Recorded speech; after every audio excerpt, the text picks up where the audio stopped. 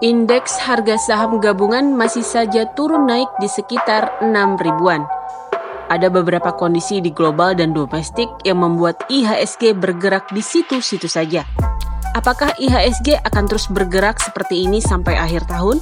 Bagaimana strategi yang bisa dijalankan para investor? Berikut analis dari Surya Dharma, Head of Research Samuel Sekuritas Indonesia.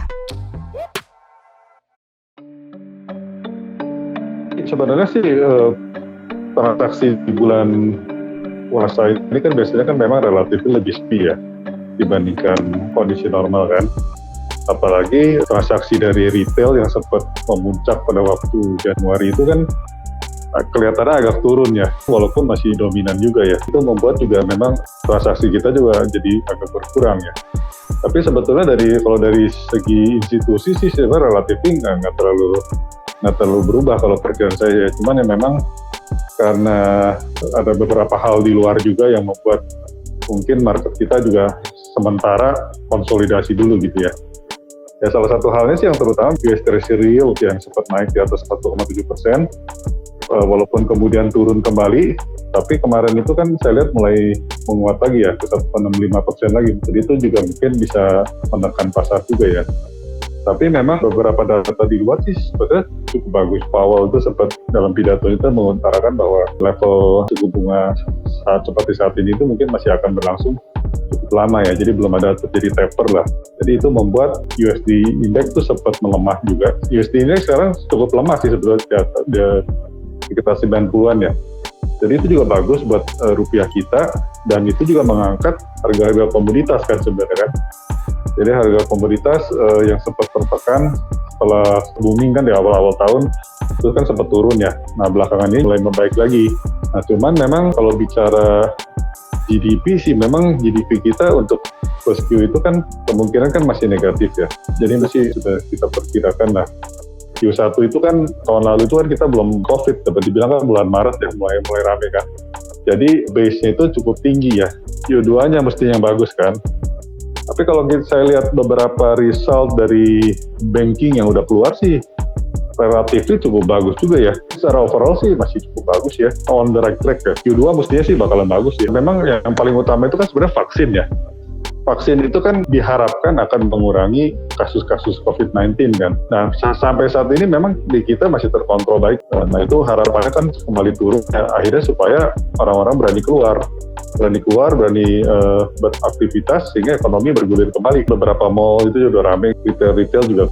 Jadi memang dibandingkan dengan tahun lalu yang sempat terhambat. Kalau saya lihat dari Google punya mobility itu terpengaruh dengan GDP kita.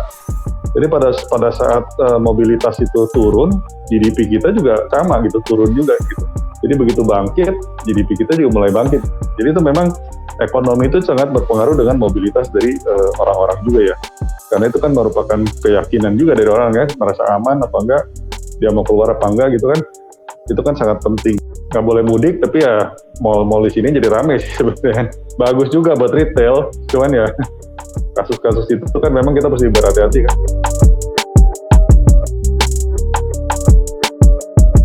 IHSG ini kan melihat kan selalu ke depannya gimana gitu. Jadi kedua keempatnya seperti apa kan. Seperti perbankan itu kan penting banget. Kenapa? Karena kita bisa lihat kredit perbankan itu sudah mulai pulih lagi apa enggak gitu. Kan kalau Q3 kemarin kan kredit perbankan kita tuh masih minus 3,8% nggak salah ya.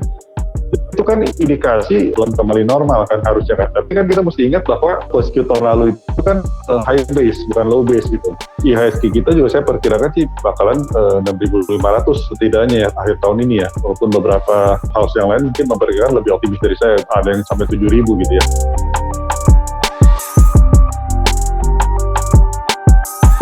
Nah itu memang terlihat beberapa saham, khususnya yang saham big caps itu yang masih ketinggalan dibandingkan harganya di Januari, itu mungkin menjadi kesempatan juga ya untuk masuk ya. Karena indeks kita nggak mungkin bisa naik lah kalau misalnya saham misalnya seperti BCA atau BRI nggak naik juga. Jadi kalau misal kita percaya bahwa ekonomi kita akan pulih dan indeks bakalan mencapai target tadi, harusnya ya saham-saham BCA ini dan BRI menjadi indikator. Kalau mereka nggak kemana-mana, indeks kita nggak bakal kemana-mana juga gitu. Itu saatnya sebetulnya saat ini juga untuk beli juga sih sebetulnya buat saham-saham itu gitu.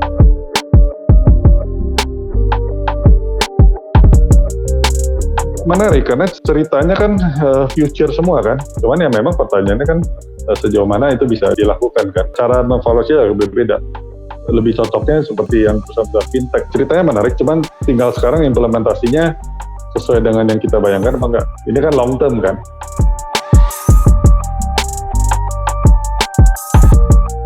Ya komoditas, saya sih lihat komoditas sih mungkin sempat over optimis di awal tahun, tapi sekarang cukup optimis, tapi memang nggak seoptimis awal tahun gitu ya, karena memang ada beberapa cerita yang mungkin sempat menekan harga komoditas juga. Itu overall sih masih oke juga. Metal sih khususnya, kayak nikel, timah, atau copper, emas juga kan harusnya juga bagus ya.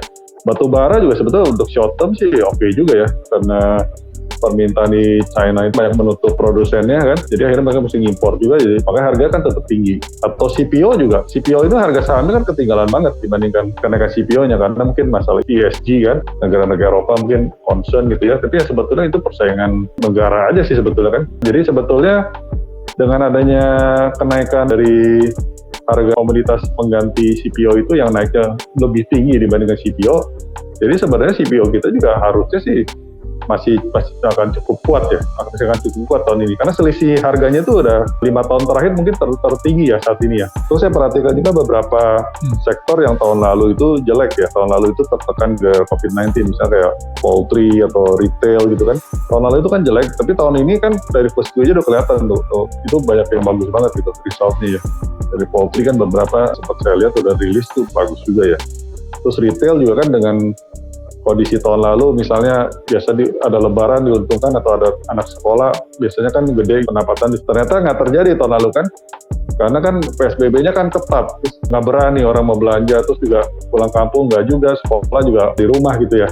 Nah tahun ini kan mestinya kan efek dari lebarannya mungkin lebih lumayan ya, walaupun nggak boleh mudik, tapi kan retail di sini kan rame, sekarang orang boleh belanja kan. Ngelihatnya nggak bisa tahun ini dari awal tahun bakalan bagus apa enggak gitu, tapi kita bandingkan juga tahun lalunya yang jelek mana gitu.